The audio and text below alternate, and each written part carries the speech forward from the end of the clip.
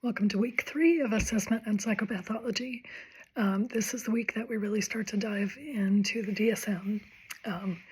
You will have the opportunity to start reading the introduction and some of the information about how it is set up. But there's also linked documents under the content that talk about the updates and the differences between the DSM-5 and the text revision, which is the copy that we're working from. And my apologies again that didn't get in the syllabus the first time, so hopefully those of you who have bought the physical copy got the most recent one, because you need it. So we are going to continue, as long as they are still pertinent or accurate, to use Dr. Mabry's pre-recorded mini lectures. He's taught this class a million times and was in this field a very long time, so there's kind of no reason to recreate the wheel, although there may be points at which I supplement as we go along, as we come across content that is a little bit different, based on the revisions and the updates to the DSM. One of the things, be sure to read, as you're looking at the sort of changes or updates to the DSM-TR, 5TR, is the expanded section on culture, and they're trying. The DSM was certainly originally, and until very recently, and still to a certain extent, to a large extent, normed on, white males, middle-aged white males. That's the reality of the history of this field, is that those, the testing and just all the data was based on white males.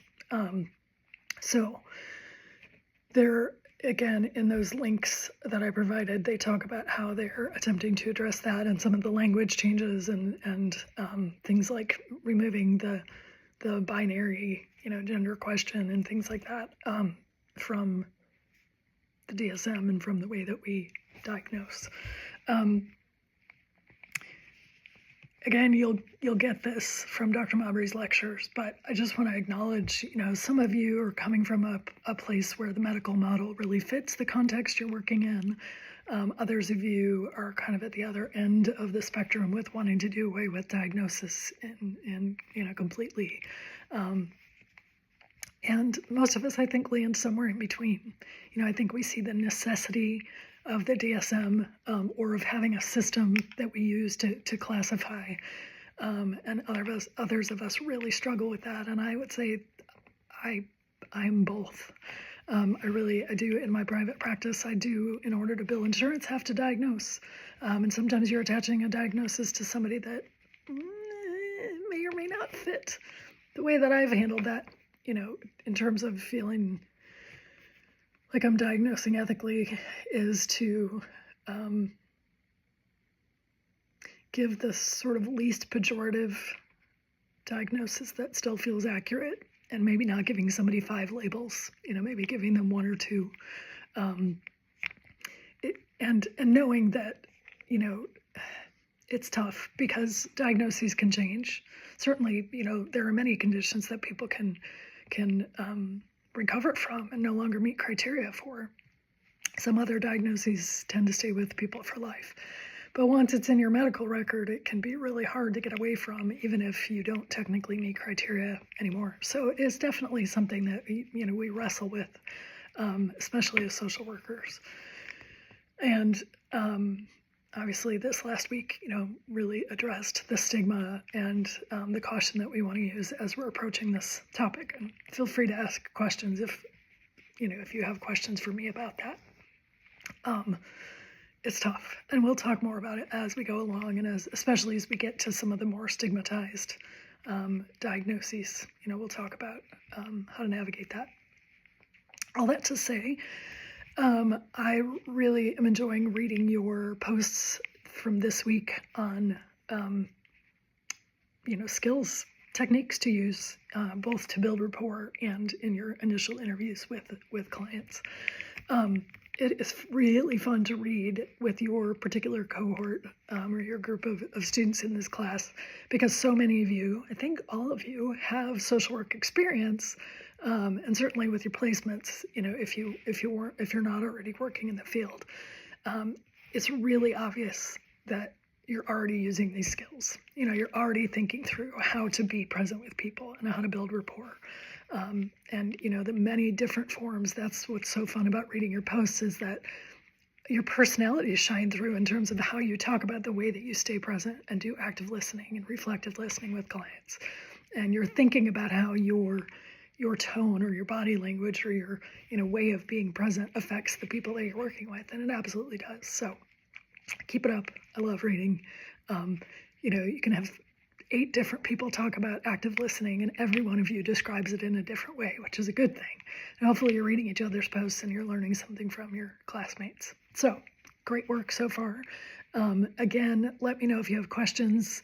You may discover, if you're a person who asks me a question, that the minute I get a question from one person, I'm typically going to address it and respond to that person, and then send a group email letting everybody know the answer to the question, because if one of you has the question, more of you have the question. So keep sending me questions as you get them. The last thing I'll say is that we discovered, we being the handful of professors who either have developed or teach or are like the lead instructor on this course, that there was, without going into too much detail, there's been kind of a change in the system of how the master courses are housed.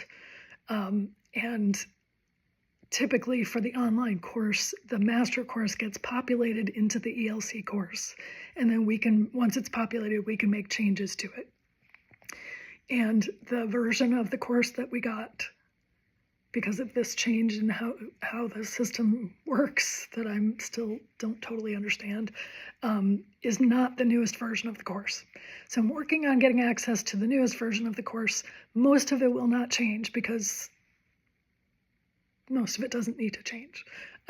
But just know that if you find things that are out of date, feel free to let me know. I'm trying to go through each week, ahead of time, to make sure that things are updated as needed. And Dr. Mabry is actually looking at it to, help find what those things are.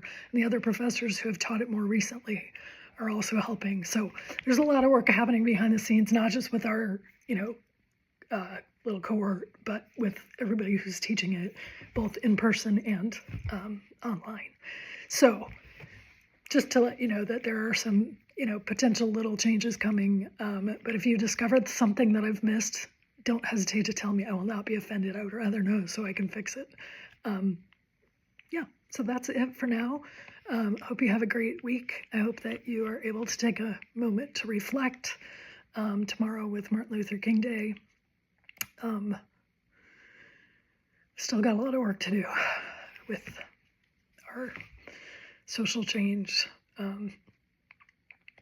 So anyway, hope you find some inspiration tomorrow, and let me know if you have questions this week, and I will see you soon. Bye.